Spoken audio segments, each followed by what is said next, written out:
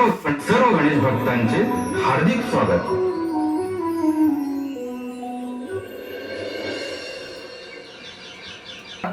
बेईमान है आज मौसम, कोई मुझे जंगली कहे. काय बा, आज खूप मूड मध्ये दिसतोय. अरे आज सुट्टी आहे ना. हा, लाल तारीख म्हणजे आपली सुट्टी. चल मग आज पार्टीला किंवा पिक्चरला जाऊया, कारण आज आपली सुट्टी आहे. मस्त एन्जॉय करू. काय? अरे तुम्ही आज पार्टीला जायचं ठरवताय? हो.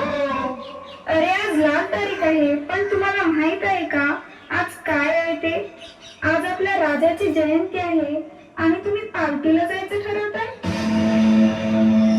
ज्यांनी हिंदवी स्वराज्य स्थापन केलं, तुम्ही आज त्यांना विसरताय. जेव्हा जेव्हा पृथ्वीवर पाप वाढले, तेव्हा तेव्हा ते नष्ट गणेश्वराने अवतार घेतले.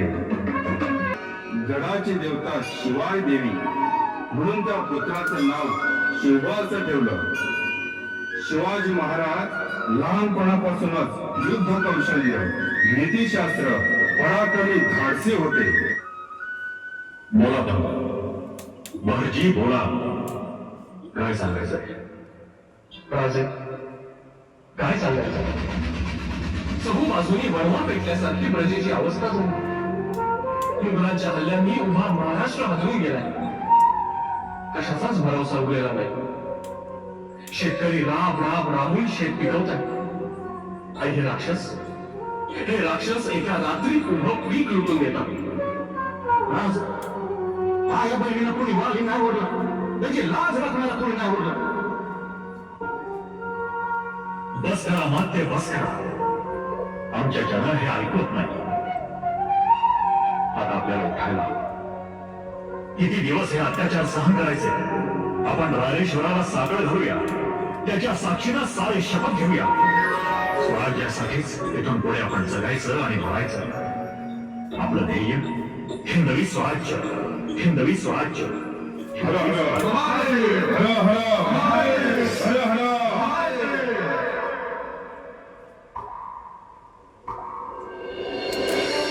असे होते आपले राजेशाही छत्रपती, ज्यांनी हिंदवी स्वराज्य स्थापन केले व ते छत्रपती संभाजी महाराजांनी पुढे वाढवले.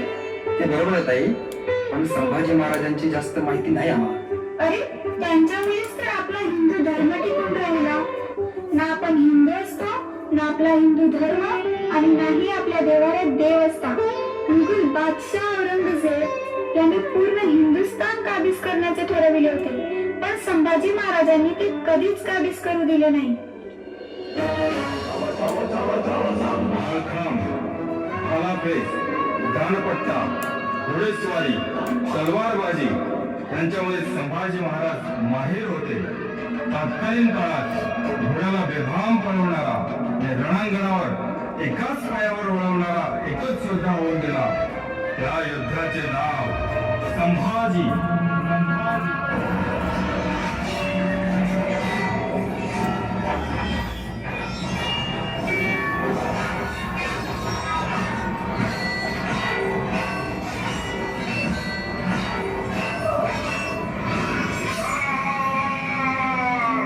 अशी संभाजी महाराजांची पहिली मुद्रा उमटली. आणि अशा एक दोन नाही, तर अशा एकूण 240 लढाई अजिंक्य होते आपले राजे छत्रपती संभाजी महाराज. 1689च्या सुरुवातीला संभाजी राजेने त्यांच्या महत्वाच्या सरदारांना बैठकीसाठी कोकणात संगमेश्वर इथे बोलावलं. ती बैठक संपून संभाजीराजे रायगडावर रवाना होत असताना त्यांचा मेहुणा गणोजी शिर्के आणि औरंगजेबचा सरदार मुकर्रफ खान यांनी संगमेश्वर येथे हल्ला केला. संभाजी महाराजांना दगाफटका करून कैद केले गेले.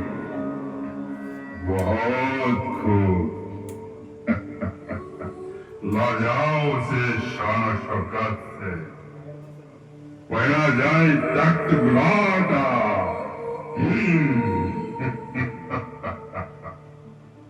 नौ बरस का था तभी मिला था हमें आगरा में. तो पूछा था हमने इससे क्यों रे संभा, तुम्हें हमारा डर नहीं लगता?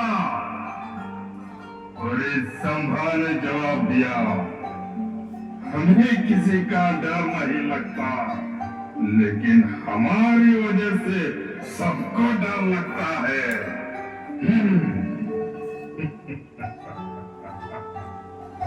लेकिन अब नहीं, अब नहीं, अल्लाह ताला की मेहरबानी, आज आखिर कैद में आ गया है तू।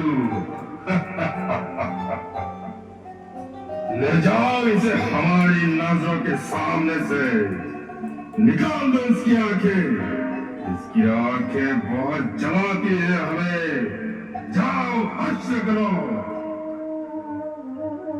संभाजी महाराजांना तिथून नेलं गेलं. तुळापूरच्या वधस्तंभाला बांधला. सुरू झाला आनंद विच्छन, पण औरंगजेब सावध होता. ओ शिवा, और ये संभा, शिवा शेर था और संभा छावा है, छावा। कब फिसल जाएगा हाथ से पता नहीं चलेगा। आगरा से शिवा ऐसे ही निकल गए थे, और ये संभा भी ना जाए ऐसे। तो क्या किया जाए हुजूर? ये संभा हमारे जंगल से भाग न जाए। निकाल दो उसकी आंखें।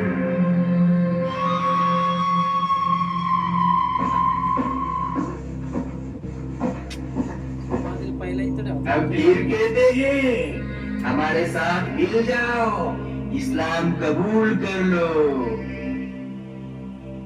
धर्म मतलब आस्था, और आस्था बदली नहीं जाती। संभाजी 1000 बार जिएगा, 1000 बार मरेगा, मगर हिंदू धर्म नहीं छोड़ेगा।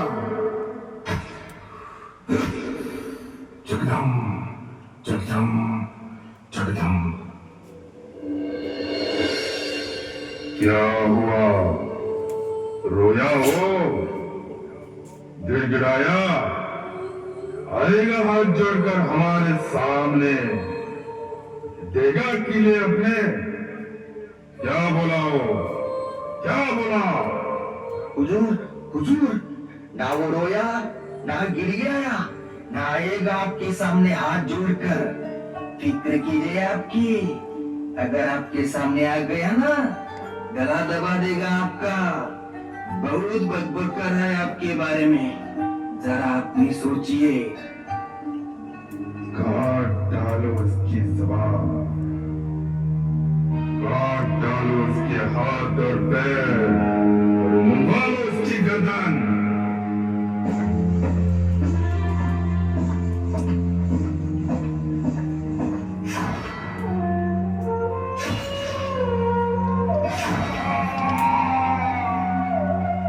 असे होते आपले शंभूराजे, जे मरणाच्या दारात उभे होते, शेवटपर्यंत झुंजत राहिले.